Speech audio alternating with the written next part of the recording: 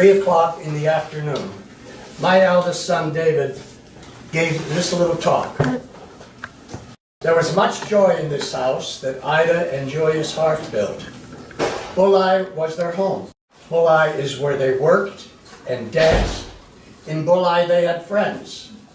In 1937, that happiness turned into gloom. Fortunately, we escaped the horrible consequences of the Holocaust.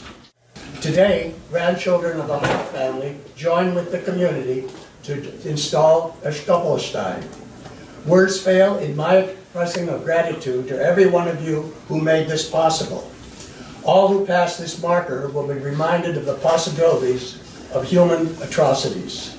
This generation asks why. The answer should be never again. Thank you from Gustav and Lena. Thank you from Ida and Julius. Thank you from Inga and Walter. Thank you from all in the Harf and Sender families today and in the future whose lives you deeply affect with your action on this day. 2 months ago, today, they installed what was called Stolpersteins in front of the house where we lived. This was my talk that David gave for me on that day. Stolpersteins are little brass stones which are placed in front of the Jewish homes. A group of people within this community of Bullay and the neighboring community of Zell, which you might remember as Zeller Schwarzer Katz, as its very famous wine, which were the home of the synagogue, and I'll get more into that a little bit later. But they, a teacher, organized a class. That class of 5 kids ended up providing all of the infrastructure that was needed for them to commemorate the home where we lived. Bullay, B-U-L-L-A-Y, it's on the Moselle River. The Moselle River ends up into a confluence with the Rhine at Koblenz. Some of you may know of that area. My father was a decorated soldier. He'd won the German Iron Cross, which is somewhat near to our Medal of Honor in the German Army. He'd been severely wounded, and we recovered and began a business, and in 1924 married my mother Ida. By the time I was born, in December of 1928, many of the post-World War I economic stresses had lessened. But then came the massive depression in 1929. And with that, Germany suffered again, and there was much unrest in the country, as you know. And that really brought Hitler about, and it provided the bad times, and he seized power, and it became drastic impact that we know. We lived in this small town of about 2,500, which was Bullay, and it's called Bullay under Moselle because of the Moselle River. It was my home from December of 1928 until October of 1937. This was a typical little German town, straight out of the travelogue. Had a fine Catholic church, a cobblestone town square with restaurants and small shops. It was really a quaint little town, and I have some pictures that you might want to look at later. The post office and railroad station were prominent. My remembrance has a lot to do with my nose, because I ended up enjoying the kind of thoughts that you come to when you end up remembering some of your very, very favorite smells. So I remember the black smoke from those big trains that went by, and it provided transport. And its surrounding hills were steeped with slate and earth that produced beautiful, beautiful, wonderful wine. My grandfather would make a big fuss over me. He was one of the town's butchers. His shop was filled with aromas of fine sausages and the smokehouse. I ate many raw frankfurters straight out of that smokehouse. Kosher or not kosher? Not kosher by far. He slaughtered hogs. I remember going to Catholic church with some friends occasionally. Many Saturdays and Sundays found us taking car rides in the beautiful German countryside. There was a Disney-like castle in a nearby town called Cochem. And we were busy visiting relatives. We had a lot of relatives around. Some Saturdays, we'd go to the synagogue in Cell. Cell was 5 kilometers away and was the only synagogue in the whole area, equivalent of about a county or two as far as we're concerned. I would sit with my mother upstairs because it was an Orthodox synagogue at that time. And I remember often going to my mother's father and mother's home in a little town called Soren. So those were my grandparents. They had an old-fashioned house with a barn attached to the house. So the odors of the barn emanated into the house, and the odors of the house emanated into the barn. I slept there under a huge down blanket, and when good, received a nightly square of chocolate. In the barnyard, there was a huge chopping block.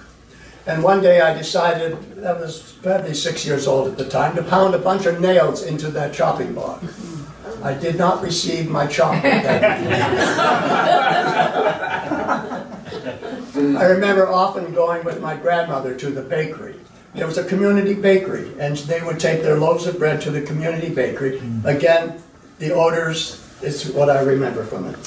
And they placed their dough in the central community bakery, and those were great. My father was an extremely hard worker. His business had a measure of success, and his father, my grandfather, also lived in that town, and I remember. I mentioned him before. In 1932, my father was sufficiently self-confident, it's probably the only word I could use, that he decided to build a fine new home. It was the first home built in Bullay in a long time. He and most of the people thought that Hitler was a nut, a screwball, and that he was wild and would never be elected. But of course they were wrong. My mother and father were extremely well respected in the community. Their leisure time included bowling leagues, dancing often at the local pubs and hotels, card playing, and an awful lot of socializing, and a lot of people coming to the house for dinner. Mother really excelled in cooking, and those of you who might have ever seen my mother know that she was extremely regal in appearance, and I'm sure that there are 4 people here who know her. I went to an elementary school, which was about 2 blocks from our home. My sister, who was 3 years older, went to a nearby school in Cochem, the town that I mentioned before, where there was the castle.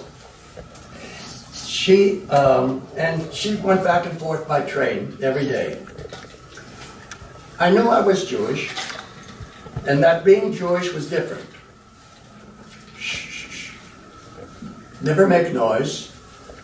Never draw attention to yourself. Don't start any fights. Study and always do your best. The importance of 10 Commandments and Jewish training was taught by my mother and father, but we also had every month a traveling rabbi would come to town, and we would sit on our dining room table, my sister and I, bored, but they were trying to teach us Hebrew. There were only 2 other Jewish families in the town. I'd go home for lunch, and my mother's daily lunch for me would be fried potatoes and eggs. Wonderful. I enjoyed it every day. After school, my schoolmates and I played in our large backyard. On some Saturdays, we took the short train ride to Cell, with the synagogue there. And I spent time with my mother, which would be in the second floor, which I mentioned earlier. The politics at the time didn't concern a 6 or 7-year-old. But then, almost overnight, my life and our family's lives changed. The only policeman in town, and there was only one, a friend of the family, warned my mother and father he was under orders. What orders? Well, the orders were to have to comply with the Nuremberg laws. Now that which had been distanced came to Bullay. The Nuremberg laws affected my family deeply. Forbidden was the hiring of a cleaning woman who was younger than 35, who was German. My father's business suddenly was restricted. He could only deal with factories owned by approved Germans. His list of customers was limited. Every purchase and sale had to be registered. His territorial travel was restricted.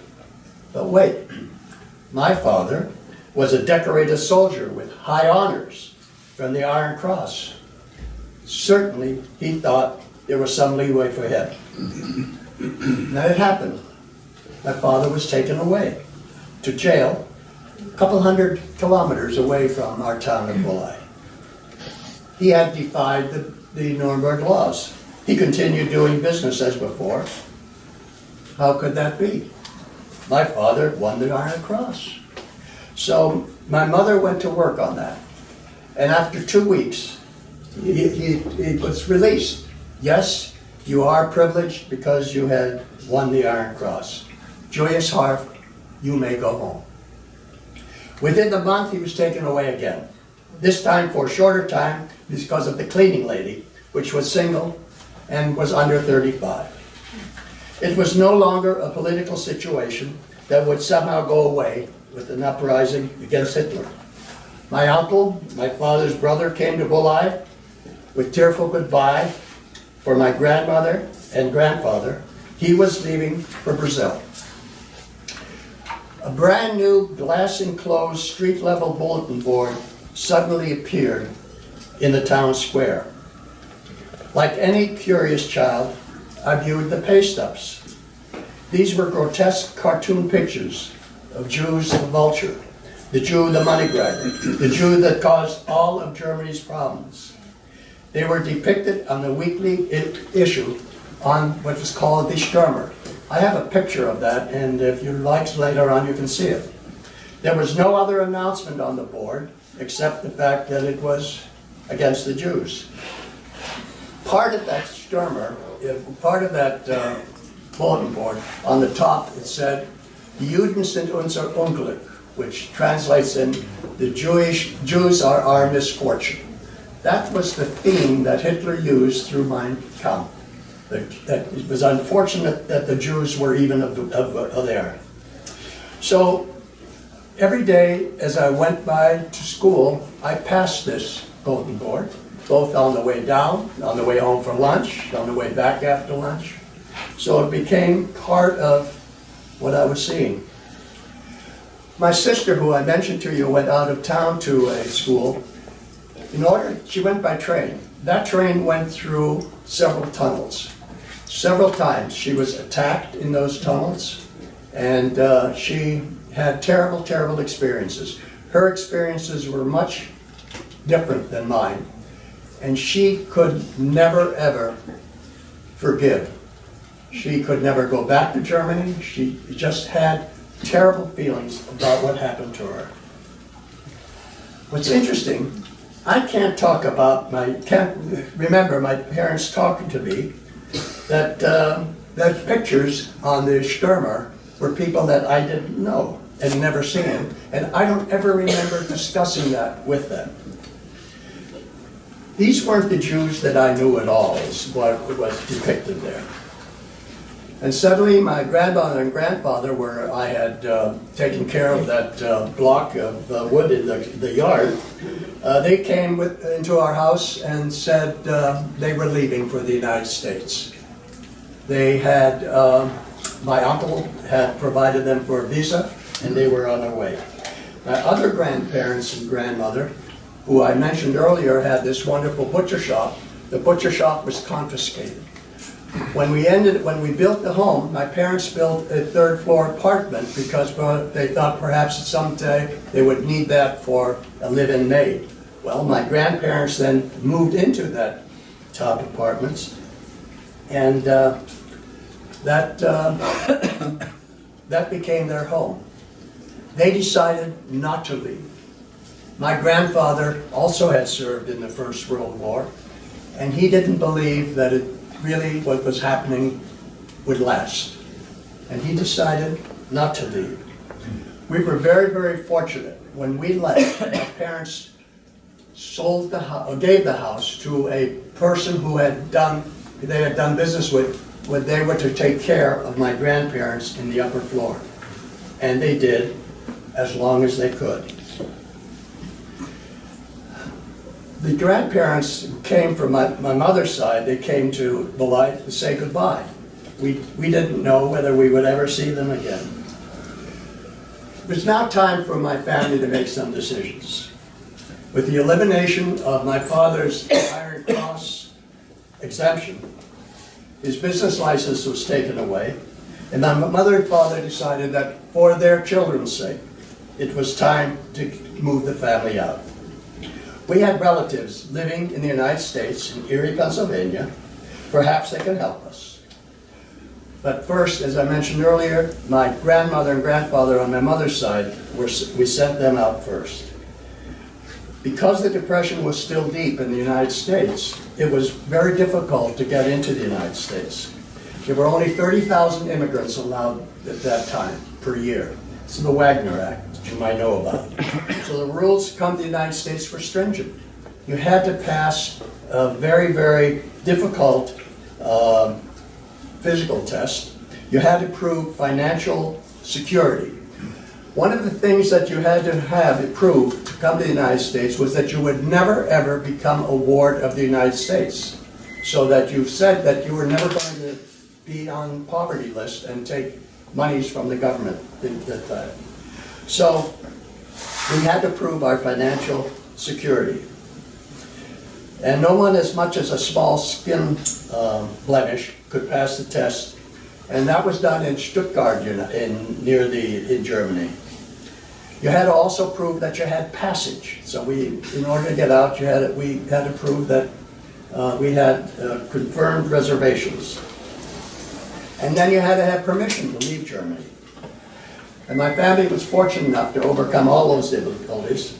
And on the 1st of October of 1937, my sister and I were sent off to a very fine children's home, whose name was Bad Bertrich, and it was like a spa. We went there because my parents wanted to spare us from the trauma of seeing the possessions being boxed up and placed into a shipping container. Into that shipping container was all new furniture because we were allowed to bring new furniture. So we left everything there.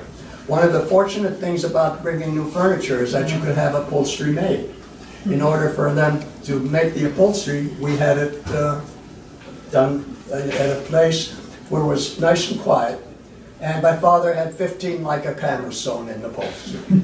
Those 15 Leica cameras we sold for $125 a piece, and it started our business in the United States. We could come with no money, but those 15 Leica cameras were well hidden, and it made it quite a difference.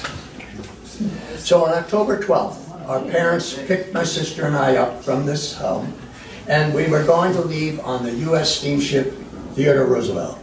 We were leaving from Hamburg. As an 8-year-old, I wasn't aware of the impact, but my father and mother took my sister and I on deck. In the early morning, on October 25th, the Statue of Liberty appeared, straight out of the movies. I mean, it just was that way. We came off the ship, and by a social service agency, we were soon on a train to Erie. On October 28th, I was enrolled in Jefferson School in Erie. I had a magnificent teacher. She spoke no German. I couldn't speak English. But she knew something that was fantastic. Every year, around Christmas time, at that time, they had Christmas parties as far as the schools were concerned. She got me to get up and sing a song, Ja, das ist ein Schnitzelbank, in front of all of these people, all the class, the parents, the teachers. Now, when I was in school, no one was allowed to, when we had the teacher, which I didn't mention, I'm going to get back to in a moment, I wasn't allowed to talk. We had a teacher came to town, and that's when my third grade situation changed. He was a Nazi and told everyone in our class no one was allowed to talk to me. They could only, I would only address as Judah. If I raised my hand, I wasn't allowed to answer a question. No one would allowed to play with me. One person, though, was kind enough that maybe they were 20 feet behind me, and when we walked to our home, he would rush in with me and stayed with me and played with me, and then he would go across the street. So that was my only friend who defied this teacher.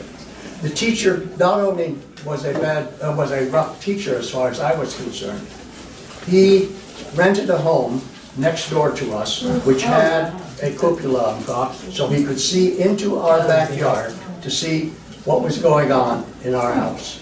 So that was part of the dramatics, which my family then realized, and it was really time to get out.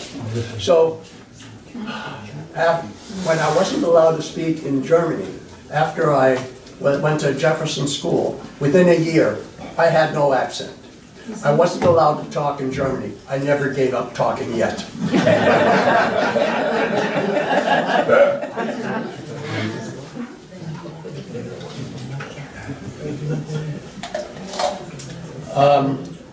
My grandparents ended up being taken away in 1942. I have recently got an account of what happened that day when they were taken away. I have a list of the people who were on the train, including them. There were about 40 people on a passenger train at the time. They were taken to Theresienstadt. The night that they were taken away, the community came to say goodbye. Nobody knows, right? And it's just, and this is part of what we learned from these kids and this teacher who put together the Stoppelstein that I mentioned earlier. And it is going on throughout Germany, where one person has decided that this was important to identify Jewish homes. And he provides the plaque, and it's in front of the home. My son and my daughter-in-law and my nephew and his wife and his daughter went to Germany 2 months ago to witness this. And then they went to the synagogue where I went. That synagogue was sold by my grandfather because he was the only Jew in the whole two-county area, and the Germans insisted that he was the last Jew. He sold the synagogue to them for 1 mark. That synagogue became the warehouse of the little hotel which was attached to it. A person in this community of Cell has restored this synagogue into a magnificent little place. I do have pictures with me. And it's beautiful. When Joan and I visited there in 1983, it was still a warehouse. But we knew there was something going on because there were flowers on the outside of the synagogue, and they were fresh flowers. So this person who is taking care of the synagogue today was already involved in the synagogue. My name is David Gad Harf. When I got married to Nancy, I added a family named Gad to Harf. When bias and bigotry erode values, shout out the truth. When knowledge is denied, expose it with reality. Through your preservation of this synagogue, important messages are implanted. The Harf and the Sender families express our utmost thanks to you. Signed, Walter Harf. I think it's fair to say that Bob and I were ambivalent about coming here because we have so many different feelings about our family's life in Germany. And we also, as younger Jewish people, were educated about the Holocaust. And at least speaking for myself, when I think of Germany, I think about the Holocaust.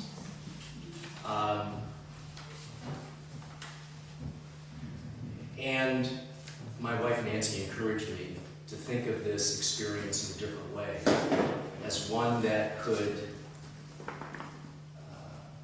reconnect us to our past, could bind us together as a family even more closely, and perhaps could send a message to all of you that this is something that's important, that what you're doing is so important. And I'm very glad that we came.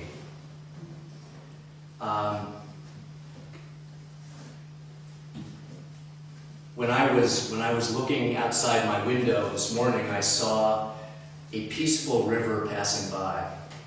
And I saw vineyards that probably were on the mountainside for hundreds and hundreds of years. And I thought to myself, well, this is the life that my father and my aunt had when they were children. They were looking at the same river. They were looking at the same mountains. And it was very tranquil. I'm an amateur musician, and yesterday's piano music and today's beautiful clarinet music had parts of them that were very sweet and very gentle, and then there were turbulent parts, and maybe even some discordant notes that were a little different than the melody. And sort of like the floods that you showed us yesterday, Franz, where the level of the water of the Moselle River came and washed over the whole community. There were discordant notes, there was turbulent music, there was flooding of this society and of the world in the 1930s and 40s that disrupted the tranquility that I saw this morning. And that, in some ways, my father and aunt experienced for parts of their childhood. A gift that we never in our lives anticipated that we would ever get. Thank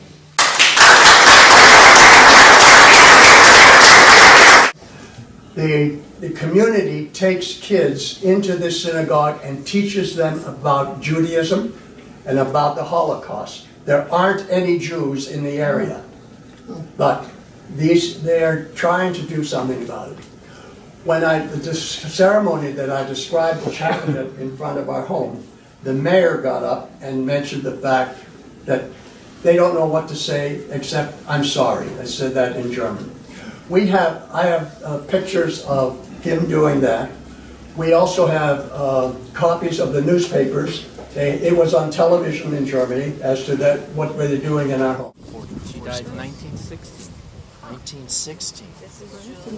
The child was right, because the child also died in This is called the Kaddish, which is a prayer of mourning, but and we'll chant it in Hebrew, but the translation is really a prayer about praising God and celebrating life. It's not focused on death. The word death is not found in the Kaddish at all. And I think that that's symbolic of why we're all together. We're not focused, we're focused on both the death and the life.